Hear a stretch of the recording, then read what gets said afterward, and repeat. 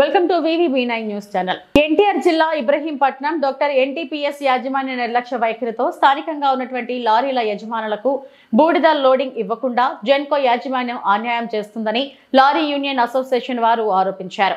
NTPS వారి బూడిద చెరువు ద్వారా స్థానికంగా ఉన్నటువంటి టిప్పర్ లారీల యజమానులకు డ్రైవర్లకు బూడిద రవాణా ద్వారా ఎన్నో కుటుంబాలు ఉపాధి పొందుతున్నారు. అటువంటి బూడిద చెరువును ప్రైవేట్ కంపెనీల వ్యక్తులకు తక్కువ రేటుకే కట్టబెడుతున్నారని, స్థానికంగా ఉన్నటువంటి లారీల వారికి మాత్రం ఎక్కువ రేట్లకు అమ్మడానికి టెండర్లు పిలిచారన్నారు. బూడిద కాలుష్యం మాకు, దాని నుండి సంపద బయట వ్యక్తులకా అని ప్రశ్నించారు. ఈ బూడిద రవాణాపై చాలా కుటుంబాలు ఆధారపడ్డాయని, ఆ లోడింగ్ లేకుండా చేసి ఆ కుటుంబాలను రోడ్డున పడేయవద్దని లారీ అసోసియేషన్ వారు ఆవేదన వ్యక్తం చేశారు. ఈ కార్యక్రమంలో ఇబ్రహీంపట్నం మండల లారీ యజమానులు అసోసియేషన్ వారు, గ్రామ ప్రజలు, తుమ్మలపాలెం గ్రామ తెలుగుదేశం పార్టీ నాయకులు, దేవరకొండ సత్యనారాయణ, బొమ్మ రామలక్ష్మణ్, ఇతర స్థానిక నాయకులు, కార్యకర్తలు, లారీ డ్రైవర్లు, క్లీనర్లు పాల్గొని వారికి సంఘీభావం తెలిపారు. ఈ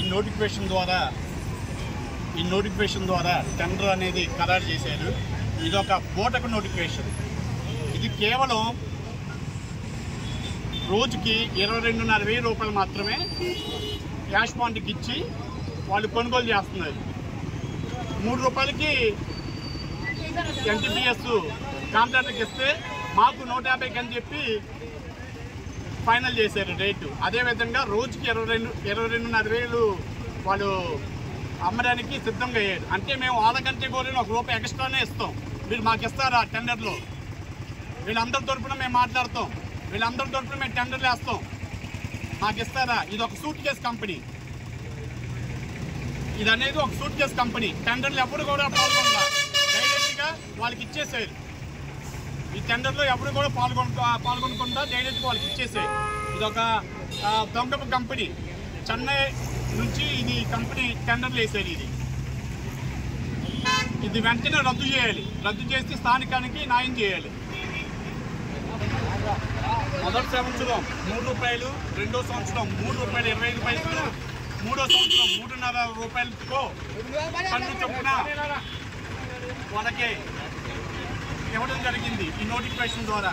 కానీ ఇక్కడ వాళ్ళకి వచ్చేది కేవలం BTPSకి రోజువారీ ఆదాయం ₹22,500 మాత్రమే. టోటల్గా 12,33,33,500 మాత్రమే వాళ్ళకి ఇది సమకూర్చుంది. కానీ 150 కోట్లు టెండర్ అని చెప్పి బోటకు నోటిఫికేషన్ అనేది తయారు చేసి ఈ నోటిఫికేషన్ ద్వారా వాళ్ళకి టెండర్ అనేది ఖరారు చేశారు. దీన్ని వెంటనే ఈ టెండర్ని రద్దు చేయాలి. ఈ రద్దు చేసి వెంటనే లోకల్ లారీలో వరకే ఉన్న ఈ చుట్టుపక్కల లోకల్ గ్రామాల 7 గ్రామాల ప్రజలకి న్యాయం చేయాలి, లోడింగ్ ఇవ్వాలి.